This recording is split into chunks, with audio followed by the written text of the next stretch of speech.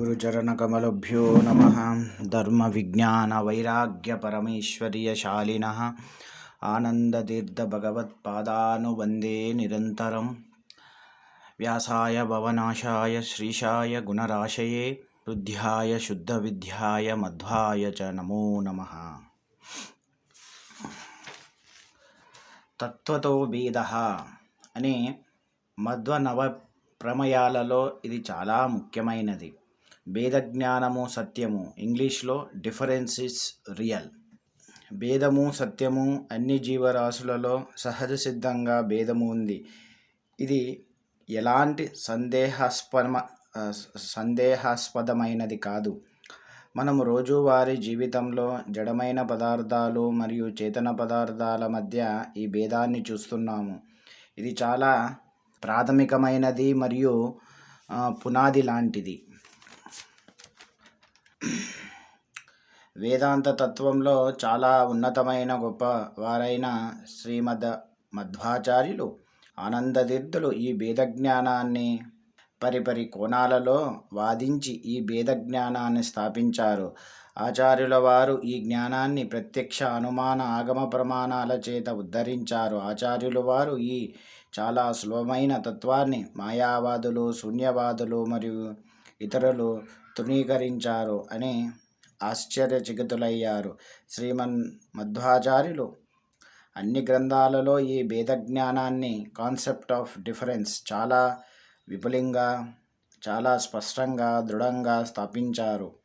ఆచార్యుల అనుయాయులైన శ్రీ జయతీర్థులు, శ్రీ వ్యాసరాజతీర్థులు, శ్రీ వాదిరాజతీర్థులు, శ్రీ రాఘవేంద్ర తీర్థులు మరియు మిగతా గొప్ప వ్యాఖ్యానకారులు, టిప్పణీకారులు ఈ భేద తత్వాన్ని సామాన్య జనులకు కూడా అర్థమయ్యే విధంగా వివరించారు.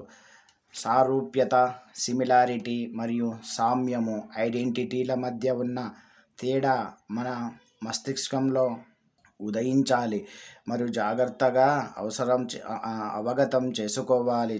చాలా వైదిక మతాలు, స్కూల్స్ ఆఫ్ వేదాంత ఈ చిన్న భేదతత్వాన్ని చూడలేకపోయాయి లేదా అర్థం చేసుకోలేకపోయారు. ఒక సముద్రపు అణువు ఇంకో సముద్రపు అణువుతో సారూప్యంగా ఉంటుంది. అవి భౌతిక మరియు రసాయన లక్షణాలు సారూప్యంగా ఉంటాయి, కానీ వాస్తవంగా ఆ రెండు అణువుల వేరువేరు మరియు వాటి మధ్య సామ్యమూ లేదు. సముద్రంలో ఉన్న ఒక బిందువు ఆవిరి అవుతుంది, మరి మరొక బిందువు ఆవిరి కాదు. యథావిధంగా సముద్రంలో ఉంటుంది. రెండు వస్తువులు ఏ మరియు బి అనుకుందాం. ఇప్పుడు ఏ అనే వస్తువుకి ఏమైనా జరిగితే బి అనే వస్తువు కూడా సమానంగా ప్రభావం చెందుతుంది. అప్పుడు రెండు వస్తువులు రెండు సామ్యముగా ఉన్నాయని అర్థం.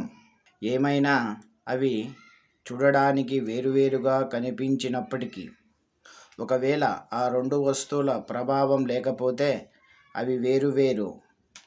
ఎంత సారూప్యంగా ఉన్నప్పటికీ విశ్వంలోని అన్ని పాత్రలు మట్టితో తయారు చేయబడి ఉండవచ్చు, కానీ అవి ఒకదానికొకటి భిన్నంగా ఉంటాయి. పాత్రలన్నీ ఒకేలా ఉండవు, ఎందుకంటే నేను నా పాత్రను పగలగొట్టినప్పుడు నా పక్క ఉన్న ఇతర పాత్రలు యథార్థంగా ఉంటాయి.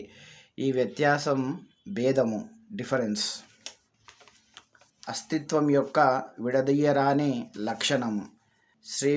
మధ్వాచార్యులు తైత్తరీయ ఉపనిషద్ భాష్యంలో ఇలా వివరించారు: సత్యభేదస్తు వస్తూన స్వరూపన అత్ర సంశయ, తస్మాత్ వస్తు వినాశాత్ తద్ భేదో నాస్తి కుత్రచిత్.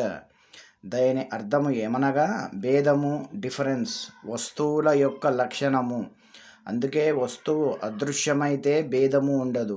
భేదము యొక్క నిర్వచనము శ్రీమద్ ఆచార్యులు వారి అద్భుతమైన రచన అయిన విష్ణుతత్వ వినిర్ణయ గ్రంథంలో ఈ నిర్వచనాన్ని ఈ క్రింది విధంగా పేర్కొన్నారు: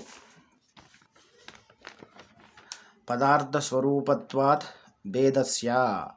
ఆచార్యమధ్వులు వేదాంత ప్రపంచానికి అందించిన ముఖ్యమైన మరియు గొప్ప విశిష్టమైనది భేదానికి నిర్వచనము. పదార్థము యొక్క స్వరూపమే భేదమని ఈ నిర్వచనము అన్ని సమస్యలను పరిహరిస్తుంది. ఇది సులభంగా ఉన్న దీని యొక్క బలము చాలా అగాధమైనది, విశిష్టము అగాధమైనది. ఈ భేద నిర్వచనము వైదిక మతాలైన అద్వైతము, శ్రీహర్ష మరియు మొదలైన వారికి గొడ్డలి పెట్టు లాంటి సమాధానము. శ్రీకృష్ణార్పణమస్తు.